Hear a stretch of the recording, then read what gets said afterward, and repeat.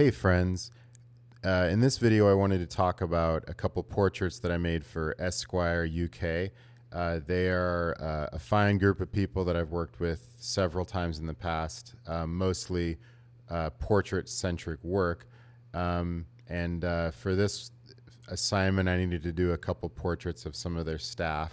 So I wanted to talk you through that process. And when I begin any portrait, especially if it's a commission, I like to sketch it out first in color pencil. So I'm using earth green right here. This is a Faber-Castell polychromos. And the reason I like working with kind of an earth green or just a lighter sort of mid-tone color at first is because I'm kind of sketching in the facial features based on what I know about the skull and what I know about anatomy. So rather than starting with any of the specifics, I think broadly and then I work into the details.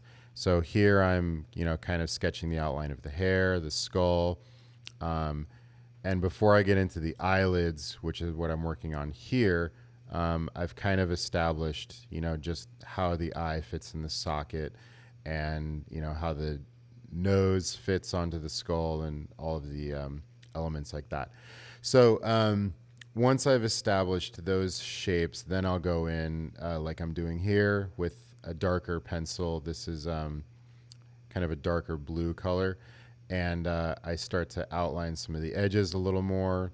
And, I'm kind of defining things in a way that I know I'll be able to still see the color through the paint once I paint over top.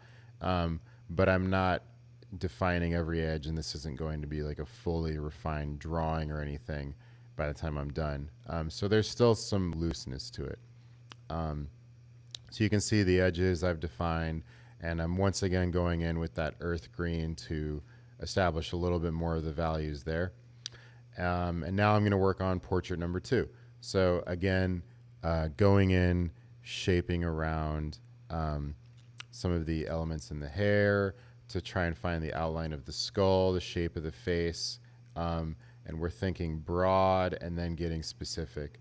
So, going in very lightly with some of the area around the mouth, some of the nose, going in with the eyes. And the other thing I'd say is I tend to think or search for longer lines at first and then get shorter lines later. So, some of these lines, like the way that I shaped the brow ridge there, those are longer and more exaggerated than they're going to need to be. But by making that longer line, I can kind of find connections. Like I can see, oh, does that line maybe connect to a line in the ear, or does that tuck behind the hair in a certain way? So the longer lines are helpful at first. And, once again, going in with lines in the hair, lines on the ears, trying to find the jawline, going into the neck. And, even though this drawing does become fairly rendered looking, it's all informative for the painting. And in fact, one thing that definitely remains true, especially if you see my art in person, is that you can see the lines through in certain parts of the final rendering. So, so the drawing doesn't completely go away. It does remain intact and visible in certain spots. And now we use workable fixative. This is me doing a little bit of a spray in a well-ventilated area, which is what you should do as well. And the workable fixative serves as a way to just kind of bind the drawing together. And now I'm mixing a neutral tone that I'm going to put over both portraits.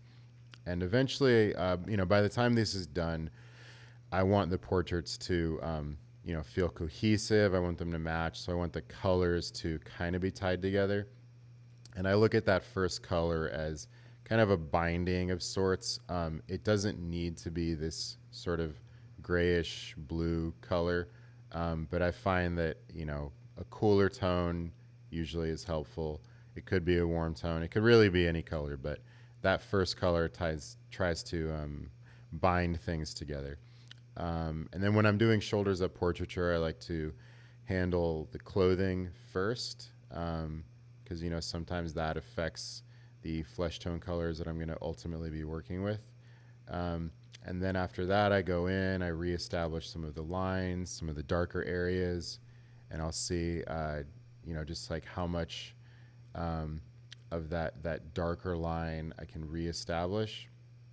And I don't always work from dark to light, but again, reestablishing the line kind of helps to just contain things a little bit more, especially as I get a little wackier with the colors. And here I'm adding a little bit of color into the hair. And this looks a little grayer at first, but that's just because of the way that the light is hitting it. But in addition to, you know, trying to work from dark to light in some ways, I also look at the colors as working from kind of more muted to brighter. So there's times where everything feels kind of awkward and feels like, you know, wow, this face is going to end up very green, or you know, the skin feels a little too dull. But what I end up doing is working towards those brighter colors. The paint gets a little thicker. The lighter areas end up being just kind of like thicker and having more paint over top in general. So that's another way I tend to just kind of think about the painting process. And now that I'm working towards those brighter colors, I'm also, you know, just sort of looking at, you know, the way that the lighting works, and I try to think, you know, does this feel like it's still true to the way that the skull is shaped?